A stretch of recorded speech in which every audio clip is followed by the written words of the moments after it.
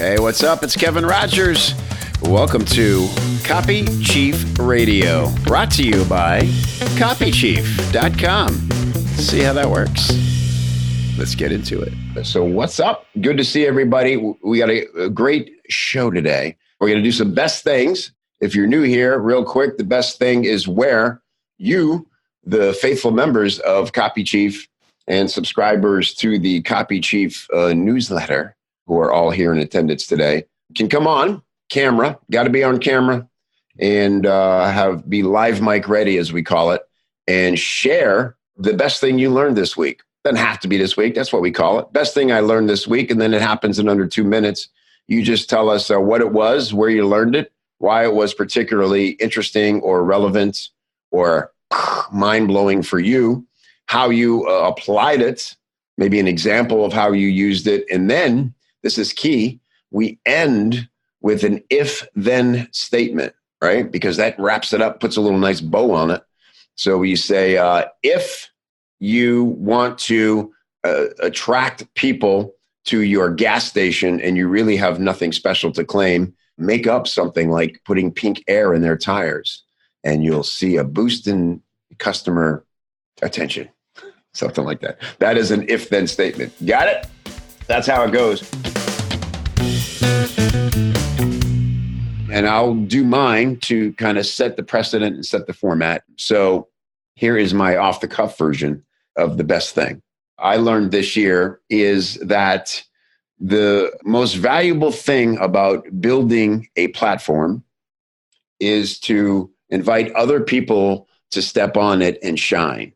In 100 episodes of the Chief Chat and of going into our 5th year of Copy Chief, when I look back at the highlights and the most memorable moments and the most meaningful moments, it's always when we do exactly this. We come on and we share the things that we've learned. It's not just rhetoric. It's not just hearsay, right? We don't repeat things we've heard. We report things we know here in Copy Chief. This really came full circle this year at Copy Chief Live when 6 or 7 members of my super group got up and did 10-minute talks on that stage. And it was just, I felt like a kind of like a proud papa in the back of the room. I got my nickname Papa Kev that week by working with freelance copywriters for the whole year and helping them, define who they are in the industry and choose the best kind of clients they want to work with and develop what we call their bat signal talents and raise their authority in the marketplace. And to see them with only 3 weeks notice walk on that stage and every one of them, one after the other, completely kill the room and deliver huge value was one of the most proud moments of the year for me. And it brought full circle this idea of I didn't build Copy Chief as a place for me to tell you everything I know or to try to create products for you to buy left and right. It's all about the collective wisdom of the community.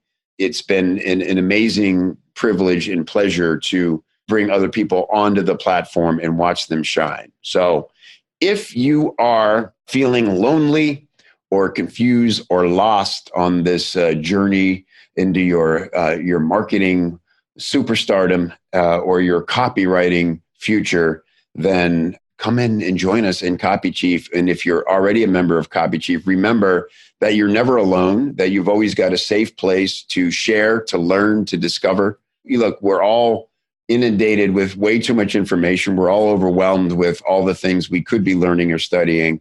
And what's great about how we do it in Copy Chief is that the things, we're aware of everything, and then we focus in on the things that are proven to be effective. So I think going into 2019, now more than ever, nobody writes alone, nobody works alone, nobody fights alone. And again, thank you to everybody for making this community what it is and helping me learn a lot along the way. So that is my best thing for the year.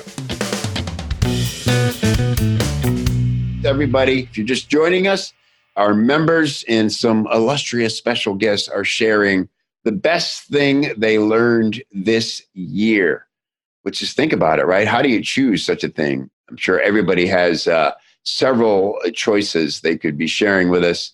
How about special guest number 2? How about the man who's changed my life many more times and in many ways that I think I'll be realizing as long as I live, my friend John Carlton. Let's have special surprise celebrity guest number 2, John Carlton. There he is. Look at him. Well, thanks for being up early and doing this for us, John. I really appreciate you, all the support you give us here in Copy Chief. And take it away, my friend. What is the best thing you've learned this year?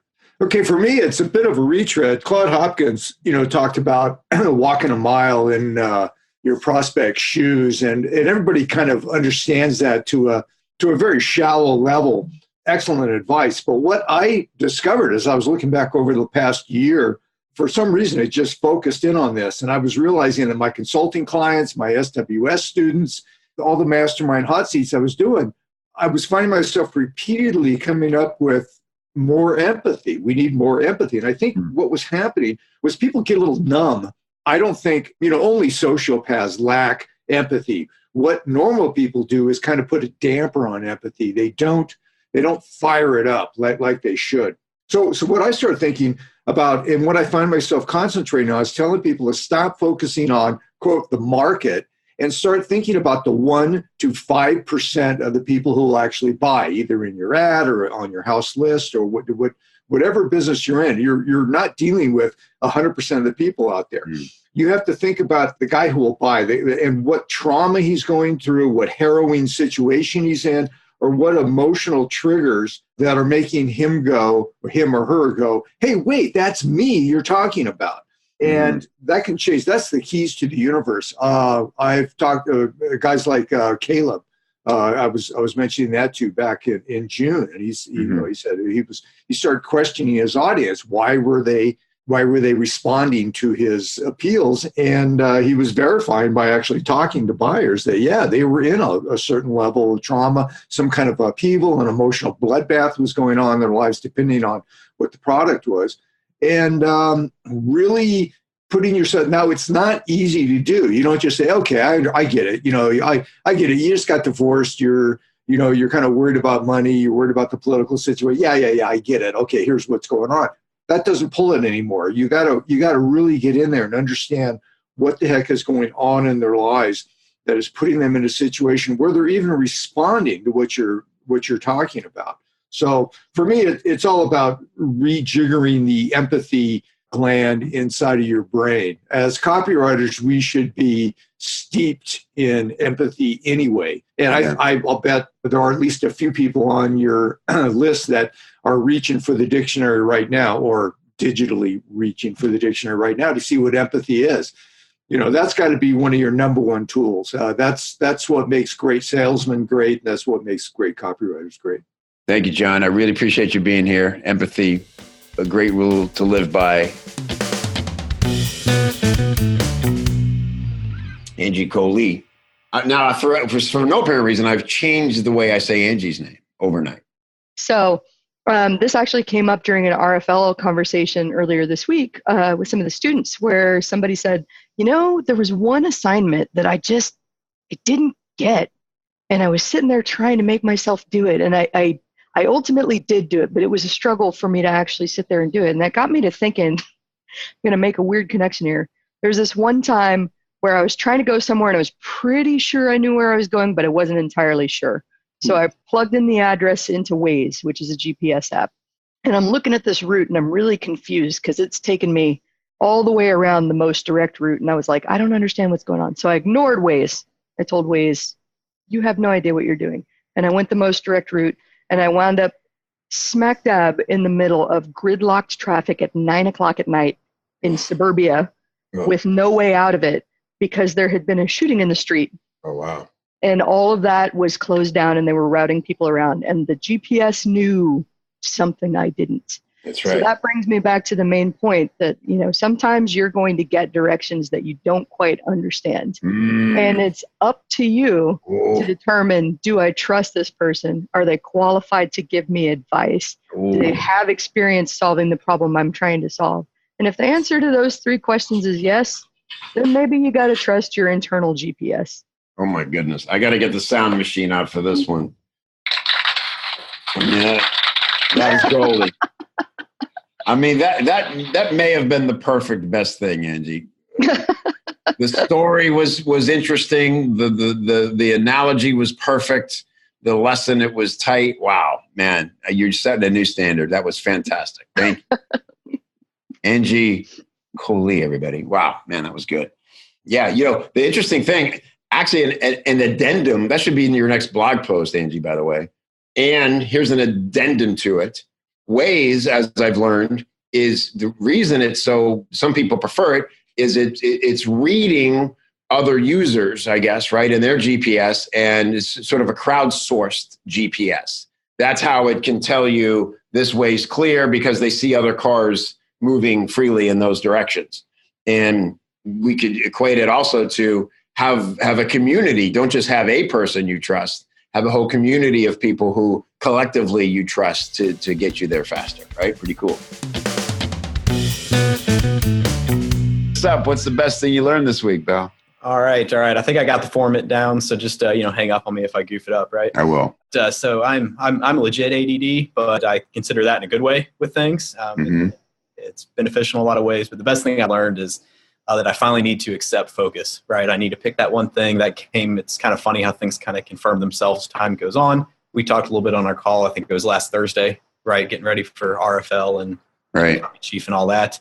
Definitely need to find the focus and pick that one thing and plan to kind of make that relevant by, I think, the bat signal talent, right? As I start to narrow that down, been kind of working on it. You sent some prep materials out for that today. Haven't had a chance to dig in too much on it, but really picking that one thing and committing to it. This time of year, there's a lot of resolutions, and I think resolutions are just wishes, right? And when time gets tough, they often fall apart. So making a decision that that's the one thing I'm focusing on and committing to for at least a quarter to really trying to get that up and running. And as far as how to implement it, I think the best thing for me is once I just kind of commit to something, I stay on that track and go. So I just need to keep that front of mind as I wake up each day. Maybe a nice little high performance planner will help keep that, right?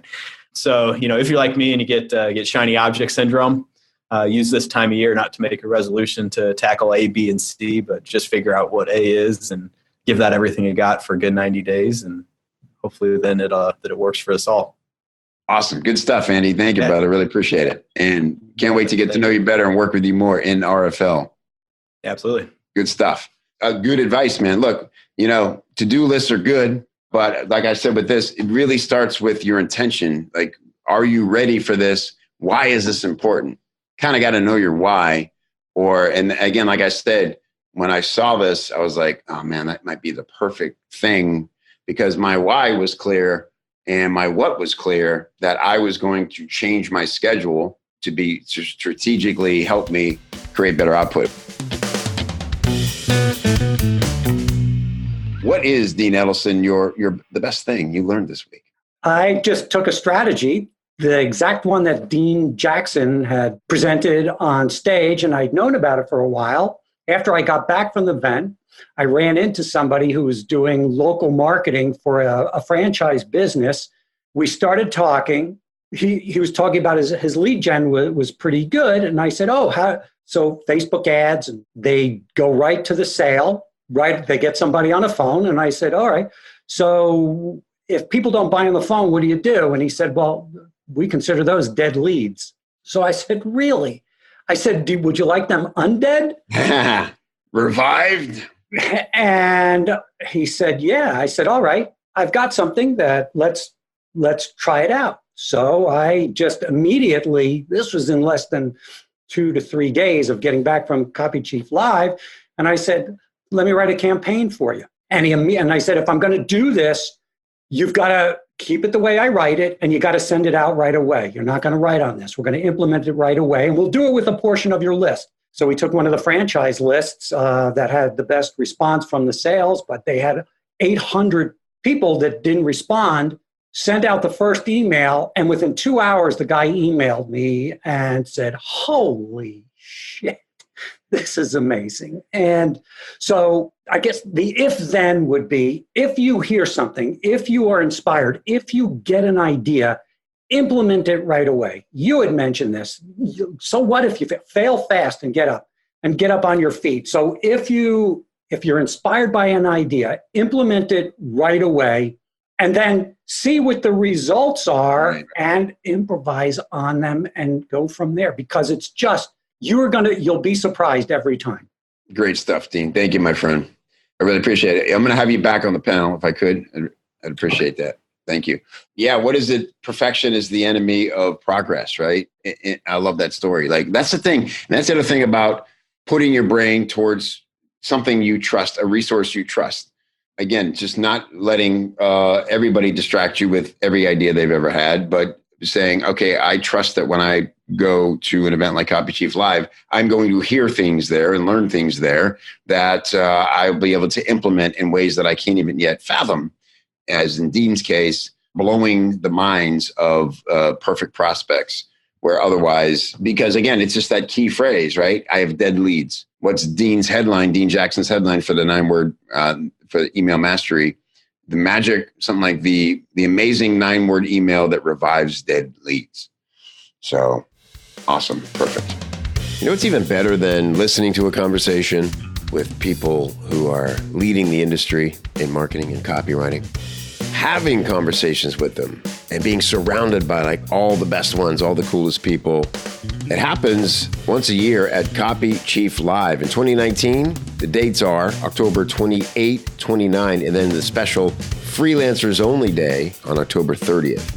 If you'd like to join us, we'd love to have you. Copychief.live, copychief.live. Come check out the speaker lineup and how you can get in on $500,000 in new contracts between clients and copywriters at this event. Copychief.live.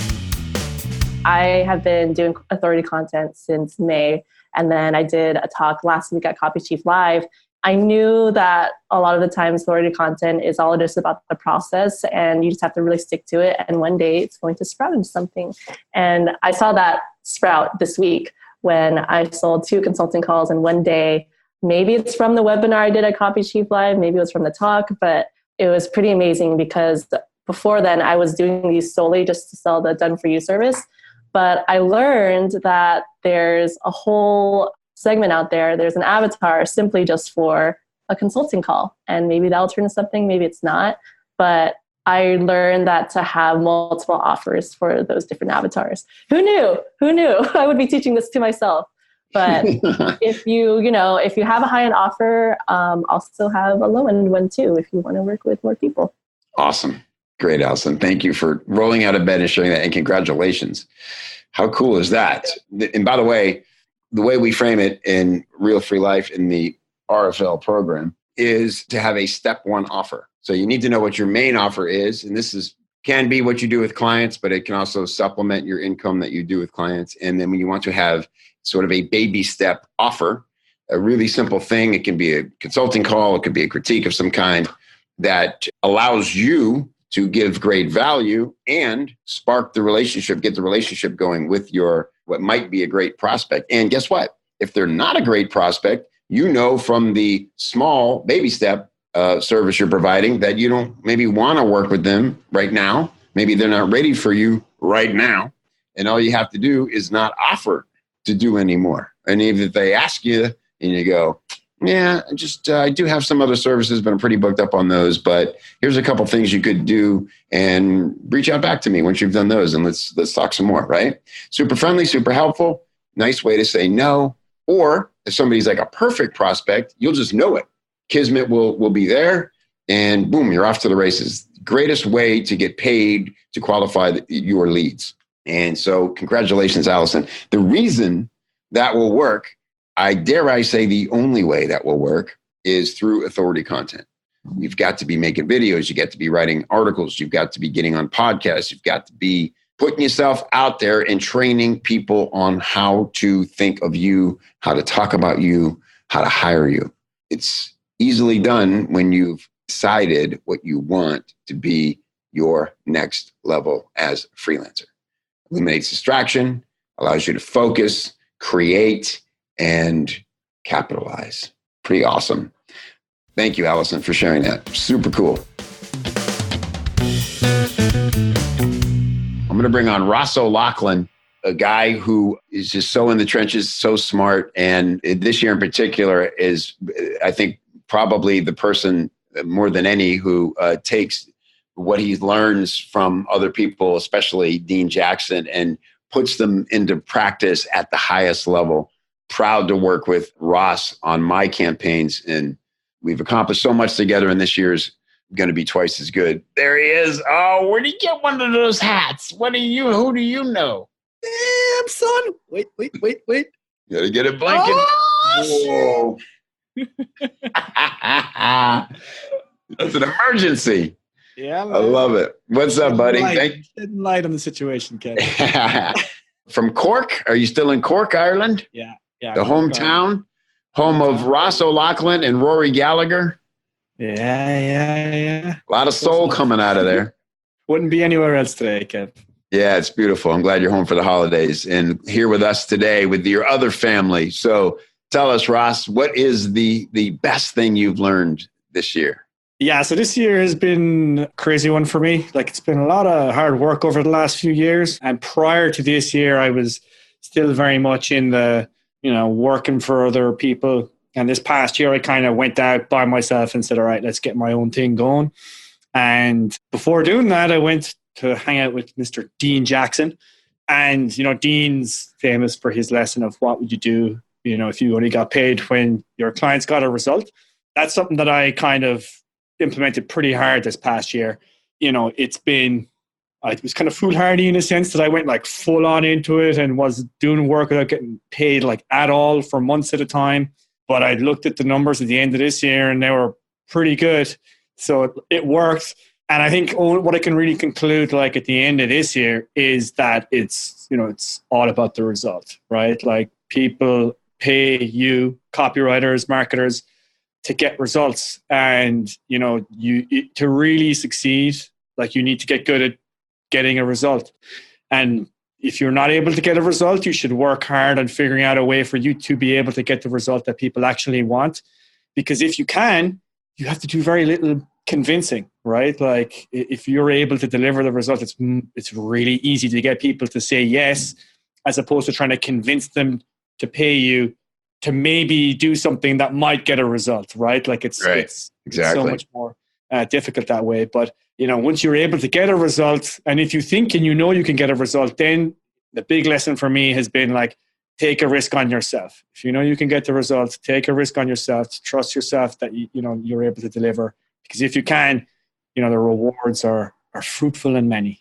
I've seen those numbers, and let's just say more than doubling your revenue over a year by taking that leap. And as Dean said earlier, taking those investable hours and putting them into yourself and making some wise choices. Yeah. Awesome. Very proud of you, Ross, and love working with you every day. Really appreciate you. Thanks for being here today. Yeah, baby. Ross O'Loughlin, everybody. And I just want to say one more thing about what Ross said, in that I've seen through his example.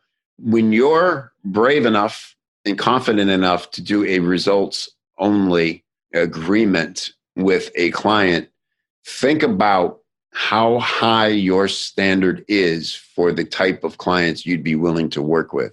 Think about how much insight to their marketing and their business you would need to feel confident moving into that kind of partnership. Compare that to if you're playing the role of order taker as a freelancer, how little you know about those things right now.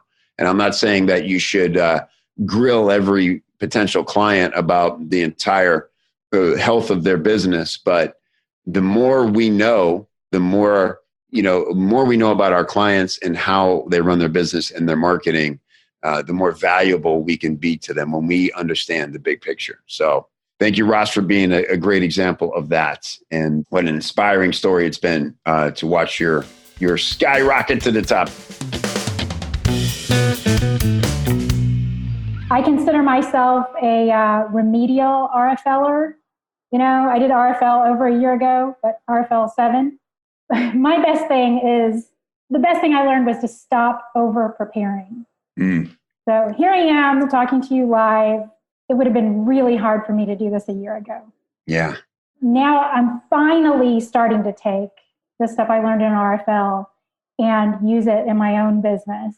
I mean, I'm an email copywriter, And I just started building my email list, my own list, on April 1st. Awesome. Congratulations. Yeah, thank you. So, yeah, I decided, hey, this is the problem for me. You were talking about Colby scores, and I'm really high on, what is it, research? Fact Finder, yeah. Fact Finder. Yeah, me too. So I spend all my time preparing. Yeah. And then I'm really low on quick start, to actually do it. So I decided that I'm going to commit myself publicly to start teaching, start putting myself out there as an authority on email. And so I committed myself to doing like a tutorial on welcome emails this coming Monday. I don't know exactly what I'm going to talk about on Monday, but that's okay. I'm prepared. I've done this so many times before. I know I can do it. And so I've committed to it.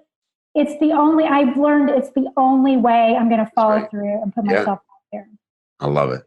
So if you're like me and you spend all your time on research and preparation, have a hard time actually getting it done, then go ahead and, as we say, launch before you're ready. Put it out there so you will commit yourself. Other people have to hold you accountable, right, to get it done. Yeah. Ready, fire, aim. That's great, Carrie. And I wanted to just close that off so you can get that clip, because that's part of your authority. You're so good on camera. I love just seeing you and hearing you, and you're so authentic. And I love that you're pushing yourself to step up like this. And it is important to announce it publicly. And I'm with you. I have to be close to the event to really get the clarity and the inspiration. I can plan things. I know every time I'm speaking on a stage this year already pretty much. And I couldn't pretend that I would plan that out now to go do it a month from now, right? I try not to be walking to the stage and handing somebody my slides. I'm not that guy, but I got to be within a week of it. And so what you're doing, you're going to get there Monday and be ready. You'll do your work. And is it online? Well, I think this time I'm going to record it ahead of time. Yeah. But I want to do this again. So this is kind of like a trial run. Yeah, perfect. And I'd like to do it live, like a live write next time. It's free to practice. And like you said, we're copywriters. We need deadlines, right? Yep. So this is me creating a deadline that I actually have to stick to. Inspiring stuff. Thank you, Carrie, for sharing. Let us know how it goes, okay? I will. Let's follow up. The best thing that I have, this is something that I learned from a publisher here. His name's Matt Inslee. And I'll explain what he said and relate it to what we're doing. He says, if you set out to build a company, you end up getting bought out. He says, but if you're trying to build a company to get bought out, you end up building a company. And what that means is, what is your intention? And so that sat with me a little bit, and he says, look, you need to focus, get your head down into what it is you're working on. Like, what is your true intention? And so, and I heard this 6 months ago, but it was one of those things that stuck with me. So when I had been getting on the phone or getting on Zoom calls with clients, I could either go into that call thinking, all right, I'm going to get this gig. I'm going into the call to get the gig, right? That's like trying to build a company to get bought out, and I'm looking at what is my end in mind. It's like, well, to make money, and every time I did those calls, it didn't work out, didn't close, you might say. Then I shifted around and said, you know what, I'm going to go into the call to help them, not to get paid, but to help them. And every time I do that, I end up getting paid. Even when I have no time, I'm like, there's no way I can do this. I'm going to way overbid just for them to say no. And I end up getting the gig. So what that means is, let's just say if you're trying to get hired to write copy for someone, shift that, take that and set it aside and say, what could I do to go in and help them? Quick context, what I did is on these calls, I told them, like, look, I don't care if you hire me or anyone. Let me tell you, or rather, let me teach you how to work with copywriters. I recommend you get on the call with at least 3 other copywriters. Here's the questions you need to ask. Yes. and then find out if they're going, pay attention if they ask you these questions. Yes. I just laid it out because I'm like, look, in my head, I pray you don't hire me. I don't have any time. Yeah. But what ends up happening, they're like, you know what? Like the last guy I'm still working with him, extended doing more work. He's like, look, you were twice as much as the 3 other copywriters I talked to, but I'd still rather hire you. If you're trying to get paid, you're going to fail. But instead, if you go in trying to help them, then you're going to get paid. And you know what I love about that, Jimmy? Because on one hand, it's classic takeaway selling. You can't have it, so you want it more. In your case, though, it's genuine. Mm-hmm. And here's the other thing about it. Because you and I have talked about this, where we're not like classic salespeople, you and I. Like, we didn't grow up. I don't know about you, but I didn't have a business when I was 14. No. The Gary Vaynerchuk effect. Yeah, it was not me, right? I had to learn all this, and we're both nice guys. But that's a similar instinct I had. There was a great line, a good salesperson, my friend Billy knew and had this great line he taught to me. He'd give the pitch to somebody and they go, well, I got to get 2 more quotes. I promised I'd do that. He goes, well, I'll tell you what, you found somebody good. Don't look for somebody bad. And that's kind of what you're saying is like, but you're adding the takeaway of like, I can't even do this for you at any price. And I would say the same thing. I would say, look, do me a favor. Like, if you don't hire me, just don't do this on price alone. Make sure you find somebody young and hungry who is at the right price, and maybe all those things will align and you'll get a great gig. But if they don't ask you these kinds of questions and they're not super curious, and if they're only trying to say what they think you need to hear for you to pay them, that's a red flag, man. And they would always appreciate that. And you're right. More times than not, they would circle back and go, I don't care about the money. Like, I trust you. It's a genuine way to build trust. Yeah, it's real. And it's annoying how well it works, especially when you don't have time, so running into a situation of having too many leads can be a problem. That's right. I'm good having this problem though. Yeah. That's what we say in RFL, good problems, right? Like, I also like to say in there, a really cool thing to do, it takes a minute at a time, hand those leads off. If you know a lot of good copywriters here, and you do a lot of generous things. You coach people on the side. I know, Jimmy, just generously. And man, when people are getting leads from you that are good leads only because you're too booked to take them, talk about raising your authority among your peers, right? And it's goodwill. It's genuine good karma. So here's the good problems, brother. Thanks for sharing that. I love it. Thanks, brother. Jimmy Parent. Abby Woodcock, as I often do, I'm going to close with Abby. If I'm putting together the set list at the Gaslight Lounge, Abby goes up last and takes us on home. Yeah, so mine is pretty quick, but and it's one of these lessons, like copy lessons, that I learn, like, I feel like every week. But it's basically clear trumps clever every time. And I have a background in English literature, and like I've always liked writing, and so I'm one of those copywriters that really enjoys the writing part of it and like coming up with cool sentences and cool ways. So I get caught in this trap all the time of like, oh, isn't that a fancy sentence? And right. So I have this client, and he's basically running a retreat. It's a 7-day implementation retreat for business owners. And we've been running some webinars. They haven't been going that great for enrollment. And we've named these webinars all kinds of clever things, like the profit package, and like just all kinds of like, basically it's new beginners, business owners that, or they want to start a business, but they don't have time. They don't have money, all the normal objections, right? So we've done all these surveys and we've talked to hundreds of customers, and we're just like, nobody's coming to these webinars. And we ran one yesterday, and we literally called the webinar Up and Running. Like, because that's what everybody was saying is like, I just don't have time to get my business up and running. Like, we had heard that phrase so many times, and it's such like a common phrase. I think we just kind of ignored it for weeks and weeks and weeks. And yesterday's webinar was incredible. Like, the interaction was great. The attendance was the highest. We had all these applications to this program, and we're like, oh, holy shit. If you just say what the shit is about, right, like, it works, you know? Right. We've been trying to be clever about it and come up with these cool names, and it was literally just I love get your it. business up and running. And people were like, actions in the title. Yeah.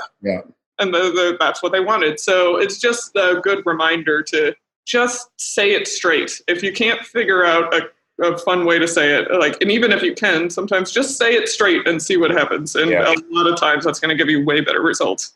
That is a great one. Yeah. And by the way, that's why it's so important and so valuable to have dialogue with your audience, because they will say the words and phrases if you're looking for them that you might use as names, and it certainly will put in your copy. Hey, you want to be on the inside of all the best converting campaigns in marketing, the latest, greatest copywriting techniques? Find out what's really working today from people out there making it work, doing the testing, getting the results, sharing with you, reverse engineering, great copywriting, plus a whole catalog of trainings to help you do everything from write better story, better email, Facebook ads, YouTube scripts. We got it all for you inside at Copy Chief. Go check out copychief.com/join to learn how to become a member. And if you'd like my free book, The 60-Second Sales Hook, where I turned a joke formula into an irresistible sales hook that you can deliver in under 60 seconds, go to 60secondsaleshook.com. Grab yourself a free copy.